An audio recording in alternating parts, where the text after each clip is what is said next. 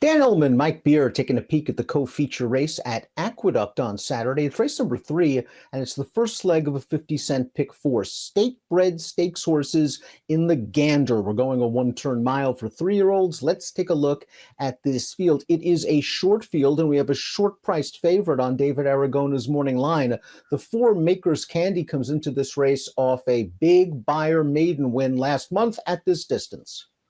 Yeah, I can see why this horse is a short price on the line, Dan. Only stepping up here off of a maiden win, but earned a figure there that makes him several lengths faster than these horses. Only a field of 5 in here. It will be interesting to see how this pace shakes out. So we'll throw up our Timeform US pace projector for the Gander. Now, the number 2, Don't Lose Cruise, was on the lead in his first 3 races. He showed a little bit of a rating gear last time out, and it worked. He's going to be forwardly placed, but he's shown now that he doesn't necessarily need the lead. Is he making the front mic, or are we going to get a bit of a surprise? Maybe a horse like the 5 Neural Network shows a little bit more speed this time. Yeah, we'll see. I mean, it's not like the 5 has really shown that much speed in either of his first 2 starts, though, Dan. I mean, I don't see why they wouldn't just use the speed of the number 2 in this race. He's fast enough to get clear in here. He's got to prove that he can get the mile, and the best way for him to do that might just be to make the front in here and try to back it down. Now, the number 1, Dr. Kraft, finished ahead of our morning line favorite, the number 4, Makers Candy, when Makers Candy made his career debut. Dr. Kraft finally graduated in this race, start number 4, last month over a muddy track. And as you see, he gets a nice inside bid on the turn. He's going to be down towards the inside here, and he's just going to battle on through. What did he beat? Well, this was a field that produced that was featured 5 first-time starters. I like that he had to show a little bit of agility to get off heels there. It's a very game victory for this horse. He's been game in all of his starts. This is a really game victory. The horse that's on the lead is a Pletcher first-time starter who kind of looked home free there, Dan. When he got to the 8th pole, Dr. Kraft had to alter course, and it felt like it was going to be hard for him to get there, but he was very game. He did get up at the end. He's got to run a lot faster against this field. The number 2 is Don't Lose Cruise. 4 starts, 2 wins, 2 seconds, including this victory most recently at Aqueduct. And again, he showed the willingness to sit just off the pace. He's down inside here. The inside is going to open up, and Don't Lose Cruise is going to shoot on through. He is the fastest from a pace figure standpoint in this race. I agree with you. I think they're going to go to the front, and this horse is nothing if not consistent. Yeah, he's run well in all 4 of his starts, Dan. He's got, some solid speed figures behind him. He was really good winning this race. I know the figure, wound up not being that much, but he was bottled up for a long way behind a slow pace in there. And once he got through, he was a very easy winner over Starquist, who's also back in this field. I don't know if he really is going to get better as the distances get longer. His dam was a good horse, but she was all sprint. But this horse has run well in all 4 of his starts.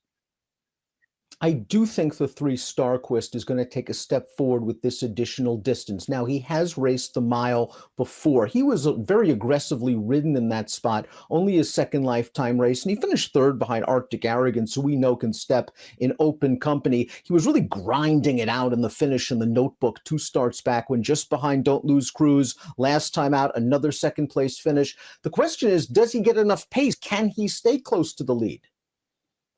I think he can. He doesn't really have that much speed. He's actually a good gate horse, but then he just doesn't really have a lot of speed in his races. He winds up having ground to make up when the fields come into the stretch. But like you, I just feel like he's going to get better as these distances get a little longer. He didn't really have an excuse last time, but I thought he ran fine in that race. I thought he ran fine in the notebook 2 starts back, and I think he's going to be better as these distances get longer.